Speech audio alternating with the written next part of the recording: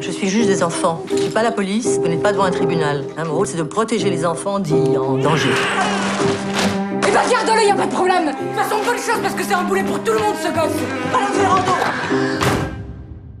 C'est alors là, un projet que j'ai en tête depuis très longtemps et qui s'est concrétisé maintenant parce que voilà, la vie s'est enchaînée comme ça, mais qui me vient quand même d'un souvenir d'enfance parce que j'ai un oncle qui est éducateur et quand j'étais petite, il avait fait un camp avec ces jeunes là, pas loin de là où je passais mes vacances chez mes grands-parents et donc j'étais passée plusieurs fois sur son camp et ça m'avait complètement fascinée, d'une part le travail des éducateurs mais aussi ces petits délinquants. Voilà, j'avais été très marquée par ça, par ces quelques moments que j'avais passés avec eux, de me demander pourquoi ces enfants en étaient arrivés là, et qu'est-ce qu'ils n'avaient pas eu que j'avais eu. Enfin, ça m'avait pas mal bouleversée, tout ça. Elle est venue nous voir en 2010 pour nous dire voilà, j'ai un film, je ne sais pas si ça vous a intéressé. Elle nous l'a sous-vendu à mort en disant voilà. Je connais le monde des éducateurs, mon oncle était éducateur, je vais faire un film sur la délinquance, sur les adolescents délinquants. Et ça va être un chantier d'écriture très long. Je vais le faire avec une énorme exigence, je veux rencontrer des juges, je veux passer du temps chez les juges, je veux passer des mois chez les juges, je veux que ma scénariste passe des semaines chez les juges, qu'elle assiste aux audiences. C'est la première fois pour un film que je fais un tel travail d'enquête. Ça revient à un travail presque de journaliste ou de documentariste sans caméra, c'est-à-dire qu'on s'immerge complètement dans le milieu qu'on va décrire parce qu'on ne peut pas se permettre d'être approximatif, qu'il faut obligatoirement s'inspirer de la réalité, enfin à mon sens. Donc j'ai fait quand même un gros travail d'imprégnation préalablement à l'écriture, et puis j'ai écrit le scénario, et puis je suis retournée faire un autre travail parce que une fois que j'avais mon film en tête, et que les scènes étaient bien définies, du coup j'ai eu besoin de retourner chercher énormément de détails, de vérité sur les choses, sur la façon dont les choses se déroulaient, même physiquement, sur l'espace, où étaient placés les gens, quels étaient les termes exacts, etc. Donc c'est un travail d'imprégnation que j'ai fait finalement en deux parties, avec l'écriture du scénario au milieu. Il faut imaginer Emmanuelle et Marcia, sa scénariste, elles ont passé des semaines, comme dans des petites souris, à voir comment fonctionnait le juge, le langage, les codes. Elles ont pu assister à plein d'audiences, à plein de gamins jugés, elles ont suivi des familles. Donc elles étaient nourries de ça, totalement. Donc du coup, on avait ça dans le scénario, ça se ressentait. Mais quand elle était sur le plateau, il y avait un truc où elle savait, voilà, elle voulait reconstituer tout ce qu'elle avait vu. Et donc c'est pour ça qu'il y a un niveau d'authenticité dans ce qu'on voit qui est énorme.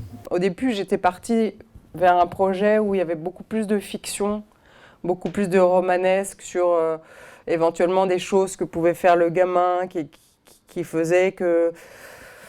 Il y avait beaucoup plus de personnages, enfin c'était plus, je sais pas comment dire, c'était pas du tout thriller, mais c'était plus noir. Et il y avait plus de narration, Et c'est elle qui m'a, petit à petit, elle en était convaincue, dit qu'il fallait faire un film uniquement dans les bureaux. Donc là, on est un peu sorti de notre parti pris de départ, mais pas tant que ça. Donc ça, c'est vraiment venu d'elle, ce parti pris, cet axe qu'on a choisi de montrer l'éducation d'un délinquant, mais que dans les bureaux ou dans les centres. En tout cas, de ne pas sortir de la structure éducative. Par exemple, de jamais le voir faire ses délits, ce genre de choses. Déjà, la première version, le premier traitement, on trouvait ça très bon. La première version du scénario, on trouvait ça excellent. Ce qui nous arrive rarement, parce que... Et puis elle nous a livré une deuxième version, on a fait des réunions, et à un moment donné, quand on avait la deuxième version, on trouvait que c'était déjà largement satisfaisant. Et de façon assez unique, elle a dit non, on va aller plus loin, je vais reprendre, ça va pas. Enfin, il y avait un niveau d'exigence qu'on a rarement eu avec des scénaristes et des réalisateurs. La tête haute, c'est un scénario que j'ai lu, que j'ai adoré tout de suite. Et j'ai dit, là, pour moi, je ne couperai rien. Je pense qu'on coupera des choses au montage, mais là, j'ai envie de tout avoir. Et c'est trop long, mais tourner un max, quoi, parce que tout est important, tout est bien. Alors après, en montant, je me suis rendu compte que non, qu'il y avait finalement des pans de l'histoire qui étaient moins importants. Mais là, sur le moment, c'était je trouvais que c'était un tellement bon scénario que... C'est un film qu'on a pris sur scénario, dont le scénario nous a énormément plu, énormément. Mais ce qui a joué aussi, c'est le fait qu'on avait déjà travaillé avec Emmanuel sur son film précédent, Elle s'en va. C'était pas les mêmes producteurs, c'était Fidélité qui avait produit Elle s'en va. Moi, personnellement, je n'avais jamais travaillé avec les films du kiosque, que vous avez rencontrés l'autre jour, François et Denis. Et c'est vraiment dans le but de suivre une réalisatrice qu'on aimait beaucoup, que l'on a voulu faire ce film-là. Le scénario que vous avez lu, il a Avance sur recette, région Rhône-Alpes, région Nord-Pas-de-Calais, et on avait aussi la région Île-de-France. C'est rarissime. Là, c'est bingo, là. Bom, bom, bom, bom. Et en plus de ça, Canal adorait le projet, donc du coup, le chiffrage était correct, mais bon, ça allait. Arte et France 2 le voulaient, et Arte, France 2 et France 3. C'était bon. Les distributeurs ont fini par se neutraliser parce que Mars Distribution et Wild Bunch le voulaient, et finalement, Mars a cédé la place à Wild Bunch par un pacte de non-agression en disant non, c'est bon, on vous le laisse. Donc c'est très rare d'avoir des projets comme ça qui... C'est la dernière fois que tu me vois. Ça fait 3 fois en 4 mois que tu viens dans ce bureau, je peux pas dire que ça me fasse très plaisir de te voir. Prends-moi pas, je parle pas aux faibles. C'est dans les foyers qu'il a pris le mauvais pli. En fait, c'était très compliqué parce que je cherchais un gamin qui fasse peur quand même, dont on puisse sentir qu'il peut être dangereux, qu'il est très violent, mais évidemment, il fallait que le spectateur puisse s'attacher à lui au fur et à mesure du film. Là, le gamin, j'ai trouvé le défaut, à mon sens, qu'il avait, c'est qu'on s'attachait tout de suite à lui. Parce que c'est un gamin qui est pas du tout méchant, qui est pas très très violent. Ça fait partie des difficultés que j'ai eues avec lui sur le tournage. Et j'avais peur qu'il attire trop l'empathie du spectateur tout de suite. Il y a eu ce problème avec Rod, qui n'était pas le personnage qu'elle avait voulu, parce que voilà, il n'avait pas cette colère. Si tu veux, il y a Mommy qui sortait pendant qu'on montait. Le gamin de Mommy a ça, quoi, a cette capacité à tout exploser autour de lui, à être crédible. Et Rod n'avait pas ça, n'avait pas la... C'est un gentil gars, quoi. C'est un gars, il a une tête très intéressante, très typée, mais c'est un gentil gars qui ne pouvait pas sortir ce qu'il ne connaissait pas, quoi. Je répète jamais avant avec les acteurs. Je fais pas des répétitions ou des lectures à la table comme d'autres le font. Donc tout se fait au moment où on tourne. Donc c'est vrai que c'était assez laborieux parce que souvent il y avait beaucoup d'acteurs en même temps, donc il fallait que j'arrive et puis qu'on n'avait évidemment pas énormément de temps. Enfin, on n'a pas tourné dans un confort exceptionnel, on a tourné plutôt assez vite. Donc c'est vrai que c'était difficile de porter la même attention à tous les acteurs, alors que j'avais beaucoup à faire avec le jeune garçon.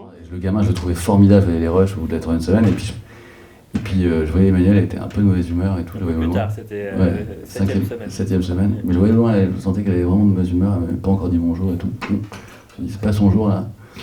Et donc je parlais avec le gamin qui jouait et je lui dis, il est formidable. Et je lui disais, t'es formidable, t'es super sur les rushs, continue comme ça.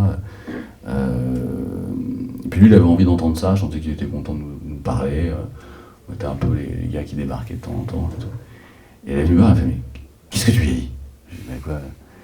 Je suis sûr que tu lui as dit qu'il était bien. Je lui ai dit, bah oui, il est super. Mais vous pouvez me dire qu'il est bien, en fait. Et elle s'est énervée parce que, en effet, 2 heures après, elle était en train de tourner avec lui, elle le trouvait moins bien, moins concentré, moins bon, et du coup je me suis fait engueuler parce que je disais au gamin qu'il était bien. Enfin, c'était une anecdote. Parfois on essaie de faire bien, on est poli, puis après c'est rien, c'est normal.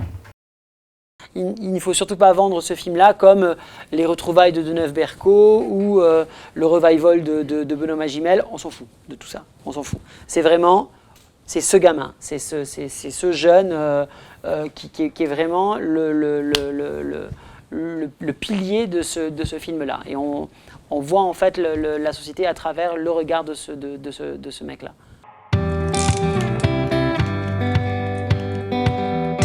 C'est lui ton éducateur à partir d'aujourd'hui. Mais je reste pas là, je te dis. C'est ta chance, mon gars. Là, on t'en offre une, alors prends-la, putain. T'es ici pour ton bien. La capuche. Cours, malhonnête, cours. Allez, reste avec nous, Marlo, allez. I will choose what I need. Je apprends à rien. Ça, c'est à moi de le dire et je suis pas d'accord avec ça.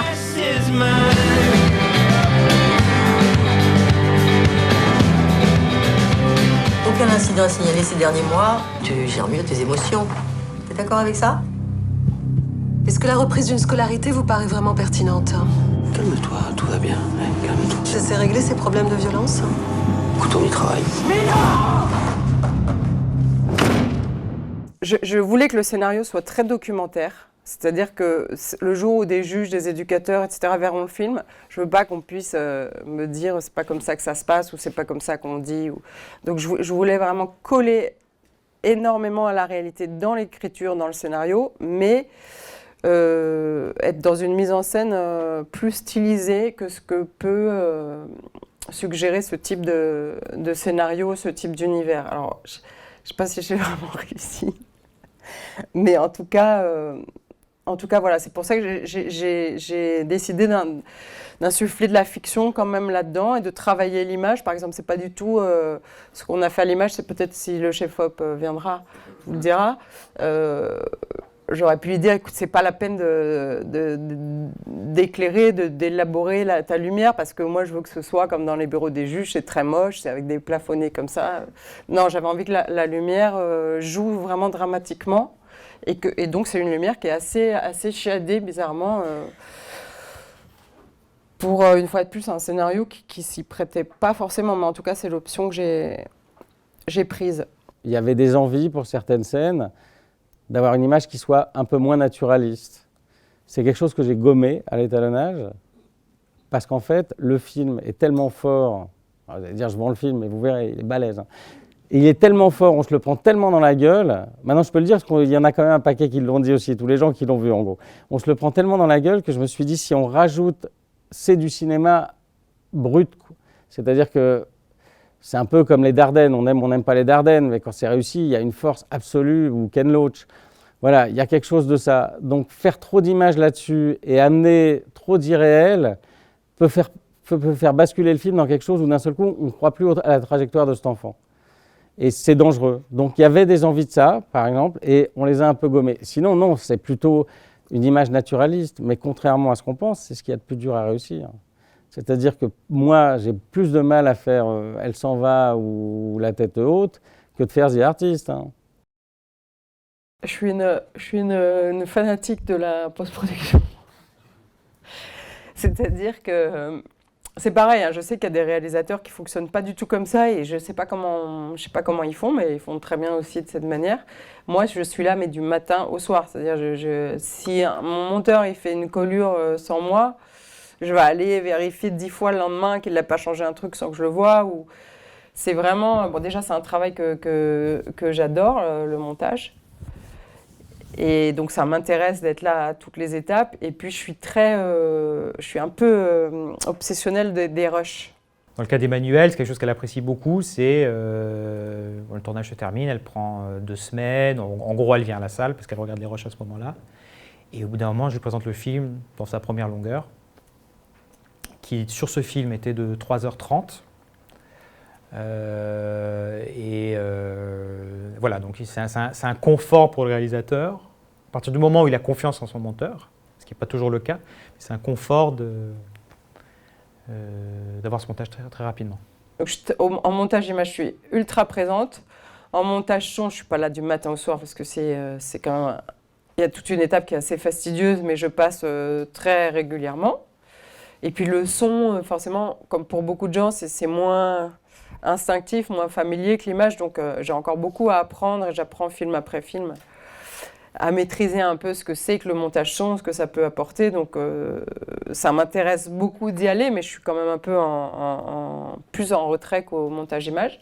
Le mixage, je suis là du matin au soir. C'est une étape que j'adore parce que c'est vraiment le dernier coup de pinceau qu'on peut apporter à un film et on peut en même temps changer encore énormément de choses. Rien que par des choix de mix, on peut vraiment transformer des scènes, transformer même encore le jeu des acteurs. Donc ça, c'est une étape que j'aime énormément. Et puis évidemment, les musiques, etc. Et après, je suis très présente à l'étalonnage aussi, que je maîtrise pas trop mal, parce que là, pour le coup, pour différentes raisons, j'ai été amenée à étalonner plusieurs de mes films toute seule. Enfin, toute seule, évidemment, avec un étalonneur, mais sans chef-op. Et donc maintenant, enfin, c'est pas du tout quelque chose auquel je comprends rien, quoi. Donc je suis vraiment... globalement, je suis très présente à la post-prod. Je suis fatiguée de le suivre comme ça, dans les commissariats, dans la justice, j'en peux plus. Maman. Maman. Ce sont pas les murs sombres d'une cellule qui vont l'aider à y voir clair, à un âge où on s'interroge. Ce môme, il va péter un câble en prison. Moi, j'ai confiance en toi. C'est quoi que j'ai fait de mal?